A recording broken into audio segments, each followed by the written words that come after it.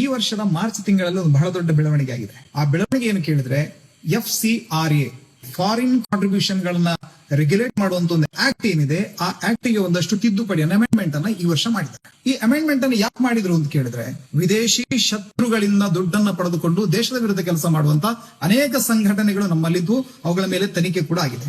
ಸುಮಾರು 13,500 NGO ಗಳನ್ನ ನರೇಂದ್ರ ಮೋದಿ ಸರ್ಕಾರ ಬಂದ ಮೇಲೆ ಅವುಗಳ FCRA ನೋಂದಣಿ ಏನಿದೆ ಅದನ್ನ ಅವರು ರಿನ್ಯೂವಲ್ ಮಾಡಲಿಲ್ಲ, ಅದನ್ನು ಕ್ಯಾನ್ಸಲ್ ಮಾಡಿದ್ದಾರೆ. ಇದರ ಅರ್ಥ ಇವರೆಲ್ಲರೂ ಕೂಡ ಅನ್ನ ನೀರಲ್ಲದೆ ವಿಲವಿಲನೆ ಒದ್ದಾಡ್ತಾ ಇದ್ದಾರೆ. ಇತ್ತೀಚೆಗೆ ಮಾರ್ಚ್ ತಿಂಗಳಲ್ಲಿ ಮಾಡಿದಂತಹ ತಿದ್ದುಪಡಿ ಏನಿದೆಯಲ್ವಾ, ಅದು ಇವರಿಗಾದಂತ ಮರ್ಮಾಘಾತ. ಅದೇನು ಅಂದ್ರೆ, ಕೇವಲ ನಿಮಗೆ ವಿದೇಶದಿಂದ ಫಂಡ್ ಅನ್ನ ನಾವು ತಡೆಯೋದು ಮಾತ್ರ ಅಲ್ಲ, ಈ ಹಿಂದೆ ನೀವು 50-60 ವರ್ಷ ವಿದೇಶಗಳಿಂದ ಹಣವನ್ನ ತರಿಸಿಕೊಂಡು ಇಲ್ಲಿ ಏನು ಪ್ರಾಪರ್ಟಿಗಳನ್ನ ತಗೊಂಡಿದ್ದೀರಿ, ಇಲ್ಲಿ ಏನು ನೀವು ಇನ್ವೆಸ್ಟ್ ಮಾಡಿದಿರಿ, ಇಲ್ಲಿ ಏನೆಲ್ಲ ನಿಮ್ಮ ಚರ ಆಸ್ತಿಗಳಿವೆ, ಸ್ಥಿರ ಆಸ್ತಿಗಳಿವೆ, ಅದೆಲ್ಲವನ್ನ ಕೂಡ ನಾವು ಮುಂದಿನ ದಿನಗಳಲ್ಲಿ ನಮ್ಮ ವಶಕ್ಕೆ ತಗೊಳ್ತೀವಿ ಅನ್ನುವಂತ ಒಂದು ನಿರ್ಣಯವನ್ನ ನರೇಂದ್ರ ಮೋದಿ ಸರ್ಕಾರ ಮಾಡಿದೆ.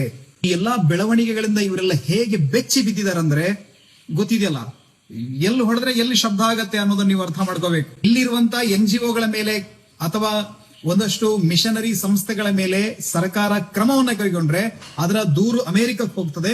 ಅಮೆರಿಕದ ಸ್ಟೇಟ್ ಸೆಕ್ರೆಟರಿ ಮಾರ್ಕೋ ರೂಬಿಯೋ ಓಡೋಡ್ ಬರ್ತಾನೆ ಭಾರತಕ್ಕೆ ಬಂದವನು ದೆಹಲಿಗೆ ಹೋಗ್ಲಿಲ್ಲ, ಯಾವುದೇ ಅಧಿಕಾರಿಗಳ ಜೊತೆ ಸಭೆ ಇಲ್ಲ, ಯಾವುದೇ ಜನಪ್ರತಿನಿಧಿಗಳನ್ನ ಭೇಟಿ ಆಗುದಿಲ್ಲ, ನೇರವಾಗಿ ಕಲ್ಕತ್ತಕ್ಕೆ ಹೋಗ್ತಾನೆ. ಅಲ್ಲಿ ಮದರ್ ತೆರೇಸಾ ಅವರು ಸ್ಥಾಪಿಸಿದಂತಹ ನಿರ್ಮಲ ಹೃದಯ ಅನ್ನುವಂತಹ ಆಶ್ರಮ ಏನಿದೆ, ಅಲ್ಲಿ ಹೋಗಿ ಅಲ್ಲಿರುವಂತಹ ನನ್ಗಳನ್ನ ಭೇಟಿ ಆಗ್ತಾನೆ.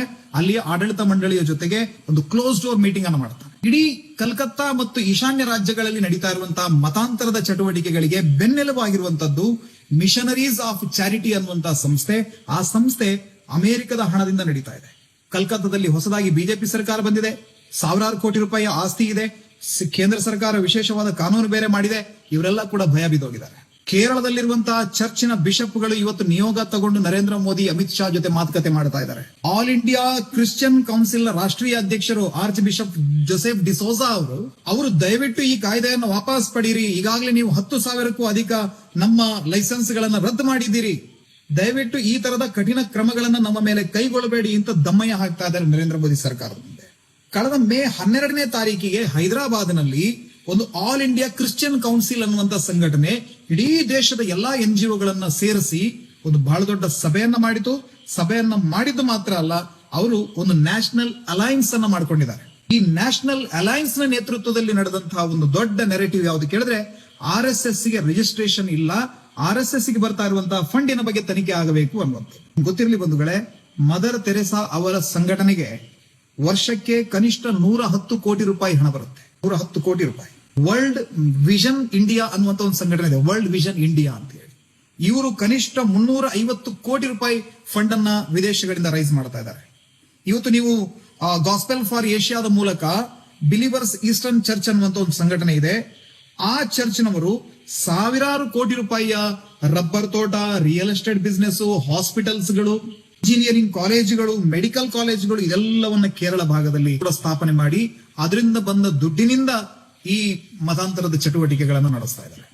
ದೇಶದ ಪ್ರಮುಖ ನಗರಗಳ ಆಯಕಟ್ಟಿನ ಸ್ಥಳಗಳಲ್ಲಿ ಅತಿ ಹೆಚ್ಚು ಭೂಮಿಯನ್ನು ಹೊಂದಿರುವಂತಹ ಚರ್ಚ್ಗಳ ಮೇಲೆ ನರೇಂದ್ರ ಮೋದಿ ಸರ್ಕಾರ ಹೂಡಿರುವಂತಹ ಈ ಬಾಣಕ್ಕೆ ಪ್ರತಿಯಾಗಿ RSS ನ ನೋಂದಣಿಯನ್ನ ಪ್ರಶ್ನೆ ಮಾಡೋದು, RSS ನ ಲೆಕ್ಕಗಳನ್ನ ಕೇಳೋದು, ಇದೆಲ್ಲವನ್ನ ಒಂದು ಮಾಧ್ಯಮಗಳಲ್ಲಿ ಈ ಪ್ರಶ್ನೆಯನ್ನು ಎತ್ತುವಂತ ಕೆಲಸವನ್ನು ಅವರು ಮಾಡ್ತಾ ಇದ್ದಾರೆ.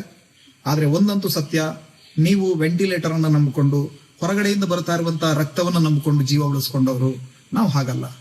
ನಾವು ನಮ್ಮ ಹೃದಯ ಗಟ್ಟಿಯಾಗಿದೆ, ನಮ್ಮ ಶ್ವಾಸಕೋಶ ಗಟ್ಟಿಯಾಗಿದೆ, ನಮಗೆ ಹೊರಗಿನ ರಕ್ತದ ಅಗತ್ಯ ಇಲ್ಲ. ನಾವು ಈ ದೇಹವನ್ನೇ ನಂಬಿಕೊಂಡಿರೋರು.